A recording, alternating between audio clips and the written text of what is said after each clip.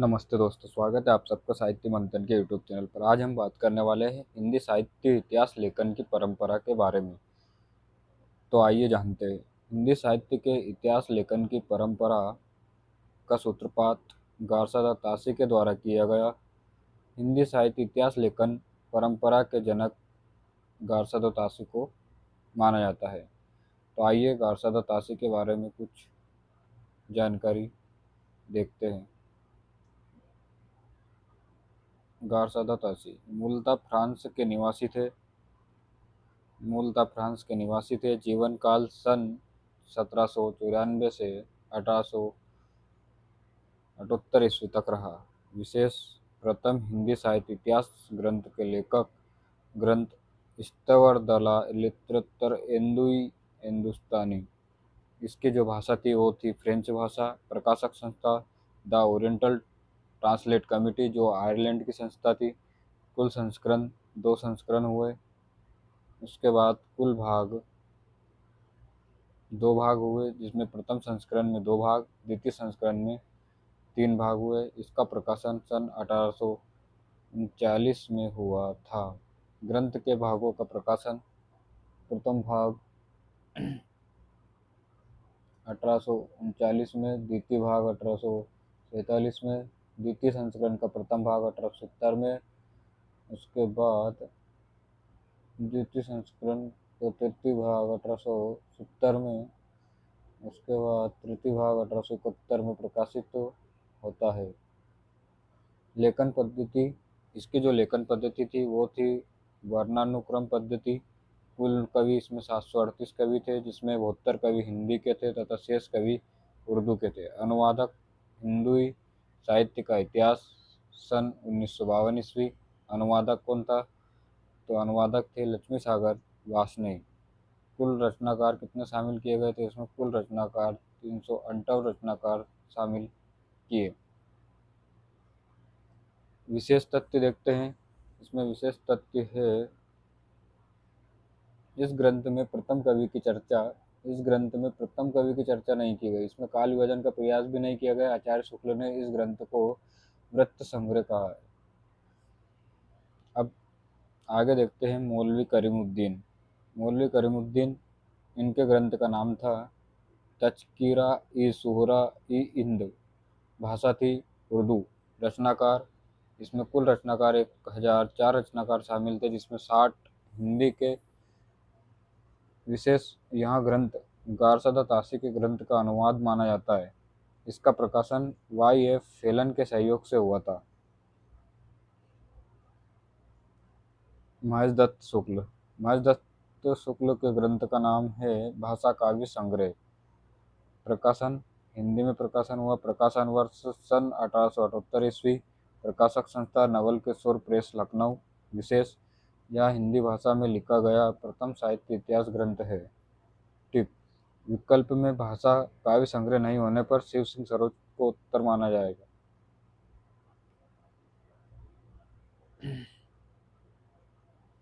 उसके बाद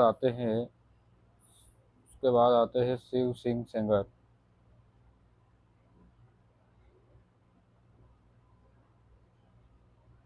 तो शिव सिंह सेंगर का ग्रंथ देख लेते हैं। शिव सिंह सेंगर का ग्रंथ का नाम था शिव सिंह सरोज। प्रकाशक संस्था नवल किशोर प्रेस, लखनऊ। भाषा हिंदी भाषा थी। लेखन पद्धति वर्णानुक्रम पद्धति थी। शामिल रचनाकार, इसमें 1003 रचनाकार शामिल थे। प्रकाशन वर्ष सन 1883 ईस्वी। आधार ग्रंथ कालिदास हजारा को माना गया है। कालिदास त्रिवेदी के द्वारा लिखा गया ग्रंथ था।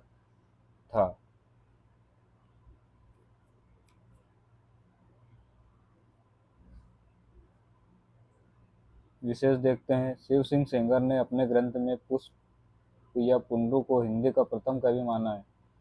इसमें काल विभाजन का कोई प्रयास नहीं है। इस ग्रंथ में हिंदी साहित्य का प्रारंभ विक्रम संवत 770 से माना है। आचार्य शुक्ल ने इस ग्रंथ को वृत्त संग्रह मात्र कहा है।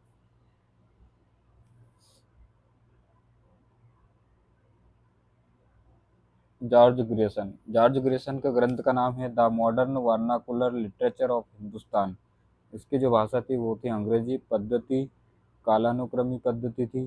प्रकाशन वर्ष पत्रिका के विशेष अंक के रूप में सन 1888, स्वतंत्र पुस्तक के रूप में 1889 ईस्वी में प्रकाशन हुआ। प्रकाशन संस्था the oriental, the royal aesthetic society of Bengal. शामिल रचनाकार 9052 रचनाकार शामिल थे, सभी हिंदी के रचनाकार थे। इसमें कुल 12 अध्याय, जिनको 11 युग और एक विविध में विभक्त किया गया है। विशेष देख लेते हैं। यहाँ ग्रंथ हिंदी साहित्य इतिहास में नींव का पत्थर माना जाता है। इस ग्रंथ को हिंदी साहित्य में क्या माना गया है? नींव का पत्थर। यह ग्रंथ सच्चे अर्थों में हिंदी साहित्य इतिहास का प्रथम ग्रंथ है। जॉर्ज ग्रियर्सन ने भक्ति काल को स्वर्णकाल कहा है। इन्होंने आदिकाल को चारण काल कहा है। इसके बाद हम देखते हैं किशोरी लाल गुप्त ने 1957 ईस्वी में इस ग्रंथ का अनुवाद हिंदी साहित्य का प्रथम इतिहास नाम से किया। ग्रियर्सन ने हिंदी साहित्य इतिहास में सर्वप्रथम काल विभाजन का प्रथम प्रयास किया था, इसलिए ग्रियर्सन को काल विभाजन का पिता भी कहा जाता है। जॉर्ज ग्रियर्सन ने भक्ति काल को ईसाईयत की देन भी कहा है। ग्रियर्सन के ग्रंथ का मुख्य आधार शिव सिंह सरोज है। इसके बाद हम देखते हैं मिश्र बंधु विनोद, या मिश्र बंधुओं के बारे में। मिश्र बंधुओं के बारे में देख लेते हैं। मिश्र बंधु में 3 लोग शामिल हैं, जिसमें श्याम बिहारी मिश्र, गणेश बिहारी मिश्र, सुखदेव बिहारी मिश्र। इनके ग्रंथ का जो नाम है वो है मिश्र बंधु विनोद।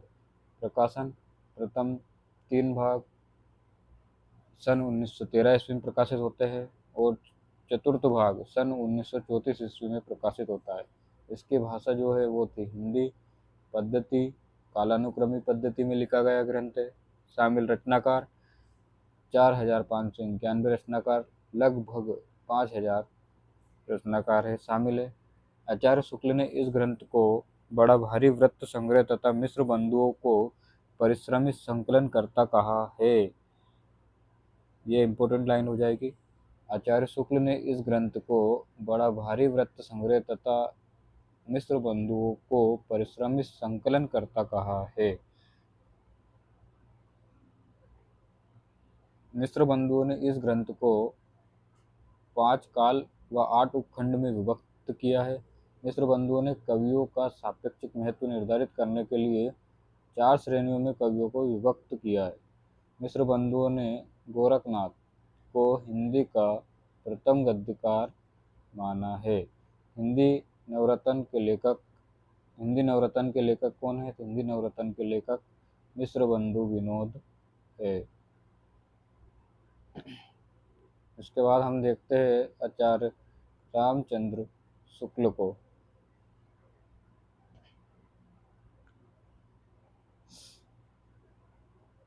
आचार्य रामचंद्र शुक्ल, इनका जन्म 1884 से 1941 तक रहा। ग्रंथ का नाम था हिंदी साहित्य का इतिहास। प्रकाशन वर्ष 1929।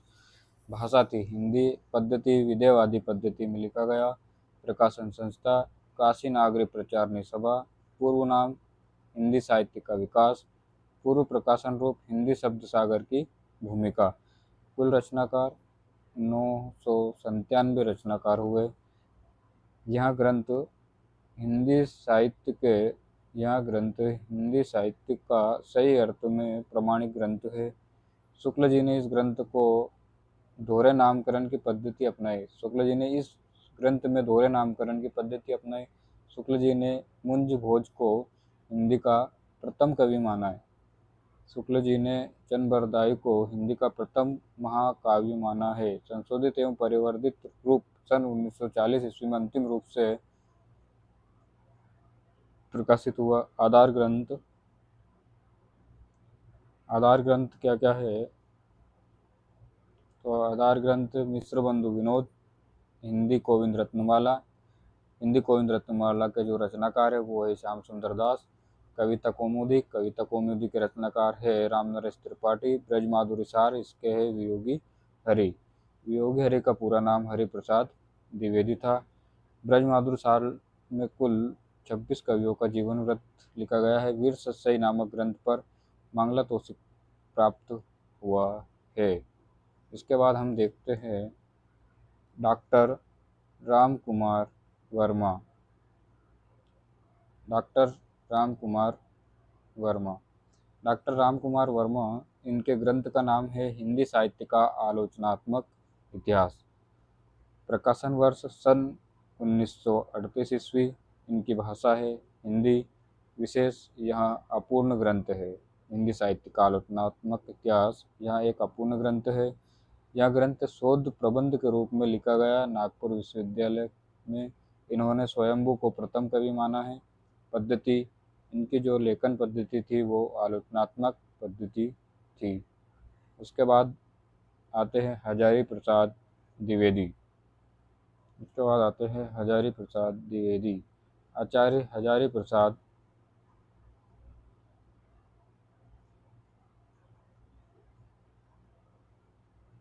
द्विवेदी।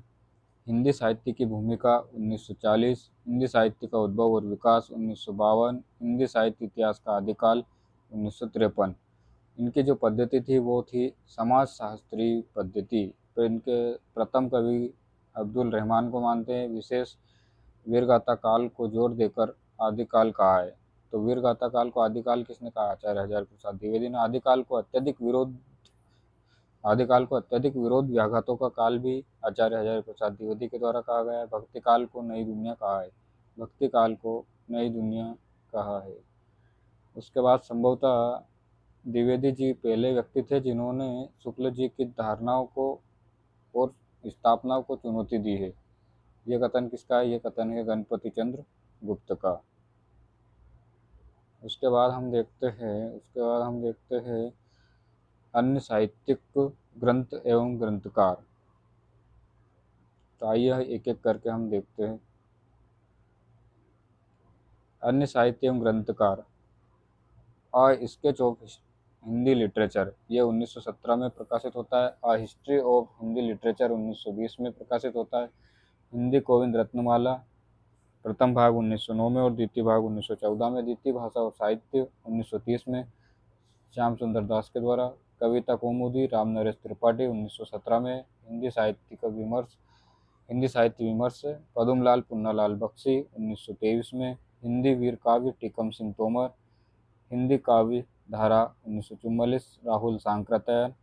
हिंदी साहित्य का अतीत विश्वनाथ प्रसाद मिश्र। राजस्थानी भाषा और साहित्य मोतीलाल मेनारिया।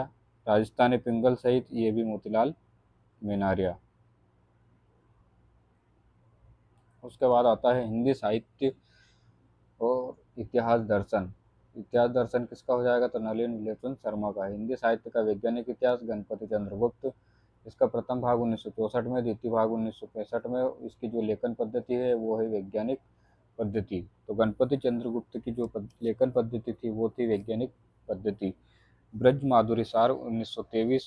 वियोगी हरि। मॉडर्न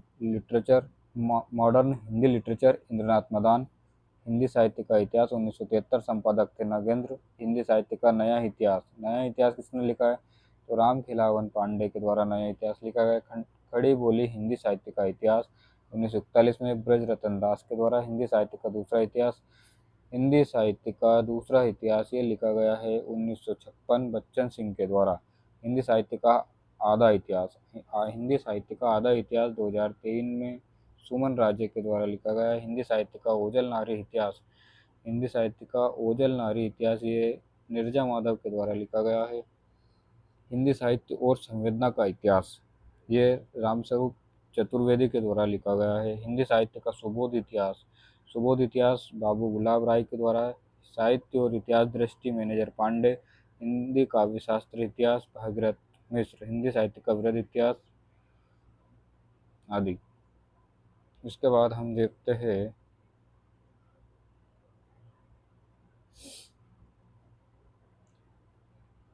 हिंदी साहित्य का वृहद इतिहास। हिंदी साहित्य का वृहद इतिहास, तो इसमें आ जाएगा प्रकाशन संस्था नागरिक प्रचारणी सभा काशी। कुल खंड 18 खंड में प्रकाशित की गई। अब तक 16 खंड प्रकाशित हो चुके हैं। विशेष, हर खंड का संपादक कौन है? तो हर खंड का संपादक अलग अलग है। प्रथम खंड हिंदी साहित्य की पीठिका, संपादक हिंदी साहित्य की पीठिका के संपादक थे राजवली पांडे। डॉक्टर नगेंद्र ने डॉक्टर नगेंद्र ने डॉक्टर नगेंद्र ने रीतिबद्ध छठा खंड का संपादन कार्य किया था। रीतिकाल रीति काव्य की भूमिका रीति काव्य की भूमिका किसने लिखी है? तो ये डॉक्टर नगेंद्र के द्वारा। हिंदी साहित्य की पीठिका ये राजवली पांडे के द्वारा लिखी गई है। हिंदी भाषा का विकास धीरेन्द्र वर्मा। आदिकाल वासुदेव सिंह। भक्तिकाल निर्गुण भक्ति परशुराम चतुर्वेदी। भक्तिकाल सगुन भक्ति देवेंद्र नाथ शर्मा। रीतिकाल रीतिबद्ध डॉक्टर नगेंद्र। रीतिकाल रीतिसिद्ध भागीरथ मिश्र। हिंदी साहित्य का व्युत्थान विनय मोहन शर्मा। द्विवेदी काल सुधाकर पांडे। उत्कर्ष काल डॉक्टर नगेंद्र। उत्कर्ष काल नाटक सावित्री दशरथ ओझा। कथा साहित्य निर्मला जैन। समालोचना निबंध पत्रकारिता लक्ष्मी नारायण सुधांशु। इसके बाद हम देखते हैं हिंदी साहित्य लेखन की विधियाँ। तो हिंदी साहित्य लेखन की विधियाँ है जो कौन कौन सी विधियाँ है?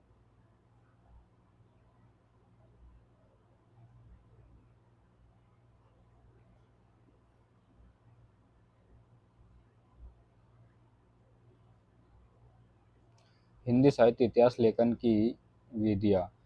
इसमें पहली विधि आ जाती है वर्णानुक्रम पद्धति। दूसरी है कालानुक्रम पद्धति। तीसरी विधेयवादी पद्धति। चौथी है आलोचनात्मक पद्धति। चौथी है समाजशास्त्र पद्धति। छठी है वैज्ञानिक पद्धति। तो आइए हम एक एक करके सभी को देखते हैं।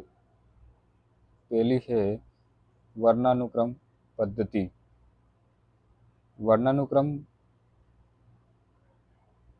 वर्णानुक्रम पद्धति, इसका जो शाब्दिक अर्थ है वर्ण प्लस अनुक्रम से है। उसके बाद वर्णों के क्रम अनुसार परिभाषा, इसकी परिभाषा हो जाएगी इतिहास लेखन की वहाँ पद्धति जिसमें कवि एवं रचनाकारों का परिचय वर्ण के क्रम में होता है, उसे ही क्या कहा जाता है? वर्णानुक्रम पद्धति कहते हैं। जैसे अम, अह, अ, अ, ई आदि पद्धति के प्रयोगकर्ता। वर्णानुक्रम पद्धति के प्रयोगकर्ता गार्सद अतासी और शिव सिंह सेंगर है। विशेष, इतिहास लेखन की प्राचीन पद्धति है। यहाँ शब्द कोशी पद्धति है या अमनोवैज्ञानिक पद्धति है। अब देखते हैं हम दूसरा कालानुक्रमी पद्धति। तो क्या होती है कालानुक्रमी पद्धति? इसका शाब्दिक अर्थ देख लेते हैं।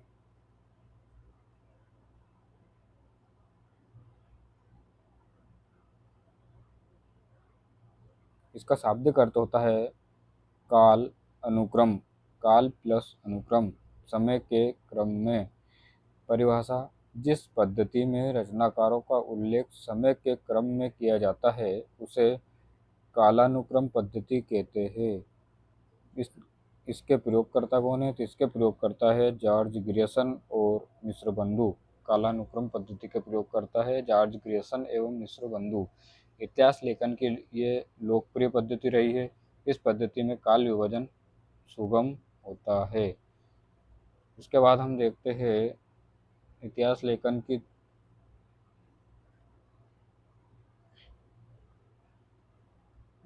दूसरी पद्धति के बारे में, वो है विधेयवादी पद्धति। कौन सी पद्धति? विधेयवादी पद्धति। इसके जनक व प्रवर्तक हिप्पोली एडोल्फ टेन, जिसे हम सामान्य भाषा में टेन महोदय के नाम से जानते हैं। हिंदी साहित्य में विधेयवादी पद्धति के जनक हिंदी साहित्य में तो वो है आचार्य रामचंद्र शुक्ल। नोट, नलिन विलोचन शर्मा के अनुसार हिंदी साहित्य में विधेयवादी पद्धति के प्रवर्तक जॉर्ज ग्रियर्सन को माना जाता है। विशेष, टेन महोदय ने इस पद्धति को 3 शब्दों के माध्यम से स्पष्ट किया है: जाति, वातावरण, आरक्षण, विशेष, जिसे हम जाति, वृत्ति और क्षण भी कह सकते हैं। इसकी परिभाषा हो जाएगी विधेयवादी पद्धति की परिभाषा, वह पद्धति जिसमें जाति, वातावरण और क्षण को ध्यान में रखकर रचनाकारों को शामिल किया जाता है उसे विधेयवादी पद्धति कहते हैं। ठीक है। मुख्य तथ्य मुख्य तथ्य देख लेते हैं। इतिहास लेखन की सर्वश्रेष्ठ पद्धति है, वैज्ञानिक पद्धति है। आचार्य शुक्ल ने इस पद्धति को अपनाते हुए दोहरा नामकरण काल विभाजन में अपनाया। इस पद्धति में काल विभाजन करते समय कभी उसकी प्रतिभा एवं विभिन्न परिस्थितियों को महत्व दिया जाता है महत्व दिया जाता है। इसके बाद हम देखते हैं आलोचनात्मक इसके बाद आती है आलोचनात्मक पद्धति। आलोचनात्मक पद्धति इसका सामान्य अर्थ होता है, आलोचना का मतलब होता है गुण दोष की विवेचना ही आलोचना है। तो इसका सामान्य अर्थ है गुण दोष की विवेचना ही आलोचना है। प्रयोग आलोचनात्मक पद्धति के जो प्रयोग करता है वो है डॉक्टर राम कुमार वर्मा।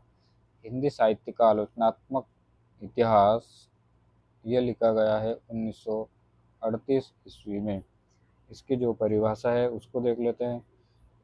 वह पद्धति जिसमें किसी रचना या रचनाकार का परिचय देते हुए साहित्य शास्त्र साहित्य के आधार पर मूल्यांकन किया जाता है उसे आलोचनात्मक पद्धति कहते हैं। उसके बाद आ जाती है समाजशास्त्री पद्धति। समाजशास्त्री पद्धति इस पद्धति के प्रयोग करता है आचार्य हजारी प्रसाद द्विवेदी।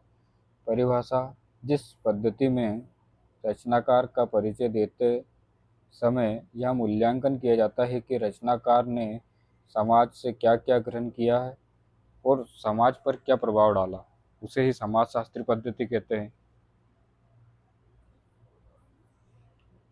उसके बाद आ जाती है हमारी वैज्ञानिक पद्धति। वैज्ञानिक पद्धति क्या होती है चाहिए। परिभाषा: जिसकी पद्धति में इतिहासकार निरपेक्ष रहकर तथ्यों का संकलन करता है और उन्हें और व्यवस्थित रूप से प्रकट करता है। इस पद्धति में क्रमबद्धता एवं तथ्यों की पुष्टि अनिवार्य है। तो आइए एक बार और देखते हैं इसकी परिभाषा क्या है। जिस पद्धति में इतिहासकार निरपेक्ष रहकर तथ्यों का संकलन करता है और उन्हें और व्यवस्थित रूप से प्रकट करता है। इस पद्धति में क्रमबद्धता एवं तथ्यों की पुष्टि अनिवार्य है। वैज्ञानिक पद्धति का प्रयोग करता है डॉक्टर गणपति चंद्र गुप्त। धन्यवाद।